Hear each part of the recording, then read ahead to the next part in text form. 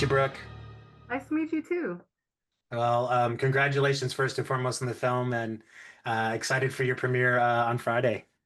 Thank you so much. Me too. Very Well, excited. I can imagine, and I'm sure you've been doing a lot of talking today, so hopefully I don't ask too many of the same questions, but I apologize if I do. Oh, Um, no worries. so, hello, fiends, friends, and familiars. This is Matt Orozco here from Macabre Daily, and I'm joined by Brooke Cellars, who is the writer, director, and editor of the upcoming film The Cramps, a period piece, which is set to have its is it the world premiere, Brooke? World Yes. premiere. World premiere this Friday at Fantastic Fest in Austin, Texas. So, Brooke, thank you so much for taking some time, and also, again, congratulations on the film. Thank you so much. Thank you for having me.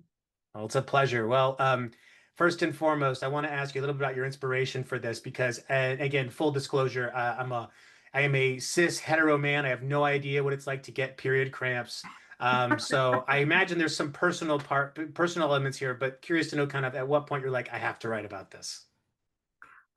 Well, so I grew up since I was a teenager up until I was 40, I had endometriosis, and basically the endometriosis took over my life, and it was like a monster eating me from the inside. And like when I would go to doctors, it was like nobody saw it and nobody could help me. And so like I just kind of gave up my life a little bit, and I waited tables for 20 years, and I always knew what I wanted to do, but I just never got to do it because I was always in pain and I couldn't.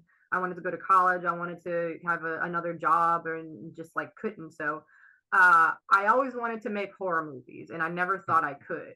And it was until I finally got my first surgery that I went to school and I found that there was a film degree in like other filmmakers because I had never even met another filmmaker at this point. So it was just always such a pipe dream. So like when I got to finally like start making movies, that was like my first, journey through like endometriosis, like surgeries and like getting better.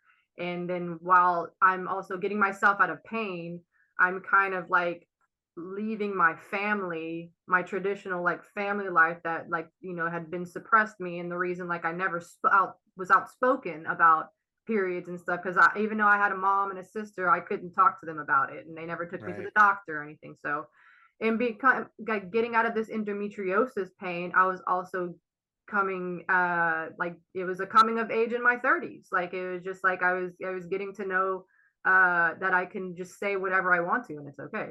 And like so that's like kind of what like going through this story, I knew like I wanted to write this story about like the pains I went through in my life. And like the cramps is not just like period cramps, it's also the pain of like growing up in the family that I did. So like it was Yeah. kind of like a suppression all in many different directions coming from. Yeah, it feels like a very cathartic film in many ways, just in the ways in which the Cramps act is almost this like it's gonna remind me a bit of the Brood, how Yes. like she has those babies and Oh my like God. they're going That's and what I like her imagine it's like having kids. Like yeah, kind of, except they don't exactly do your bidding so much as like you kind of hope they grow up to be good, decent people and they don't murder people unless, well, we're not going to excuse murder, but we'll just say let's hope they don't murder anyone that doesn't deserve it. But you've done quite a few short films up to this point, and it's so wonderful to see, filmmakers kind of making that step from short film to feature. And I'm curious, what are some of the things that you feel help prepare you for this, opportunity to kind of jump headfirst into features? Um, I remember at one point, I've been working with the same DP like through all my short films because I don't think any other DP could understand my scrambled brain eggs, and he can like decipher my language. So, and also he's just as passionate as I am, and like we understand each other. So like I remember there was a point on our short film, Halloween Candy, which might have been like our third, maybe or fourth short that we made together, and I looked at him, I was like, are we ready to make a feature? And he said, almost. And I was like, okay. Well, so it was like right after that when I was writing the script for Violet Butterfield, which was my short right before this, the first time we shot on film together. And like we created this world, like, and we just like put so much into an intentional production design, costumes, everything, like just creating a world and not just a movie. And so like what we did with that, we wanted to bring it, we were ready to bring it on a bigger scale in a feature, and I knew the story that I wanted to tell, and like and just and those the all the exciting things that happen on Violet Butterfield, I wanted to like do and bring it into the Cramps and like do much more with it, which was so much fun. Yeah, I mean, this is such a unique film, and I think one of the things it reminded me of is kind of like John Waters. You know, if John Waters made a movie about like Cramps, but then like made it like David Cronenberg body horror, you know, I think that's kind of like the vibe I was getting, and I reminded me so much of Crybaby for some reason. I just think that aesthetic of like the 50s, you know, the characters you have, and I'm curious to know like are my perceptions of your inspirations here on point? You know, are there anything else you were pulling from? Because it does have such a unique look and feel and world that exists in that is not like our reality, but a little bit, you know, adjacent to.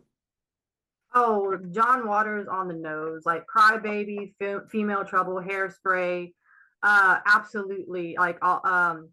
So also John Waters and Federico Fellini. Like the way Fellini made his films, I always loved the way they're like dreamlike and it's their own world. Like everything had intention, and like the way the characters are blocked and like they're choreographed, and like just the movement is so like it's like a dance, it's like a theater, and it's I always found that so gorgeous. And like even being a horror filmmaker, like I wanted to blend not just horror but like all the rest of the genres of movies that I love, and like make it one movie that is like coming from my loves, like all of my loves, and like I wanted to see them in like the in one movie, and also create a meaningful uh film and connect with people and not just like make a movie.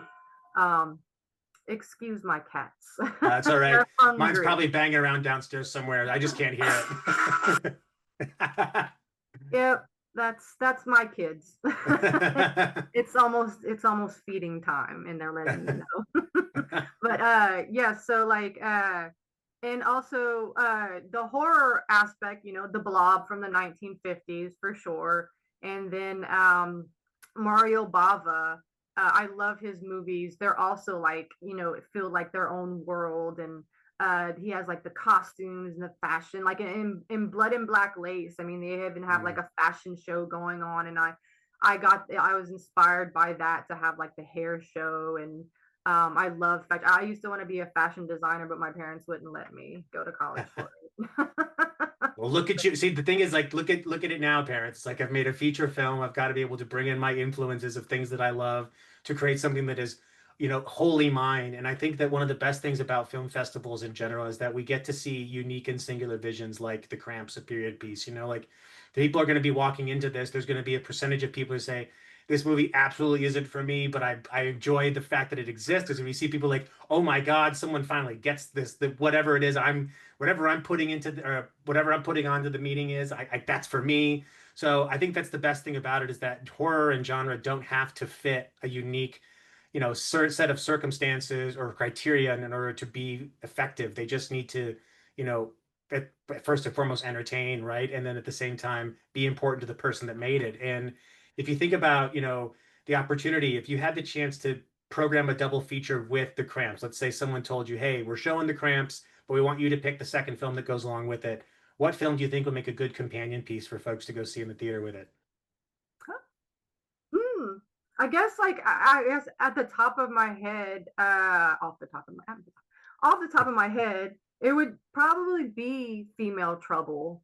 Like I think it's probably I guess the comedy part, the salon part at least would be close to that. And I could choose the Blob, the 1950s, the Blob for sure. I would say those two movies would be fun to pair up to the Cramps. I Um, mean, make that a triple feature at that point, because I think that'd be a nice, like, it's almost like those two movies combined is like one plus one equals the Cramps, right? So that's such an interesting pairing. And Again, Brooke, I just want to say congratulations on the film. Wishing you all the support you get for a sold out screening on Friday, and yeah, really appreciate your time, and also looking forward to whatever you put together next. Because again, we're always interested in seeing just really unique visions, and that's exactly what I got when I was watching this. Like I know exactly what this person's trying to accomplish. Don't know what it all means, but I'm enjoying the heck out of watching it. Awesome.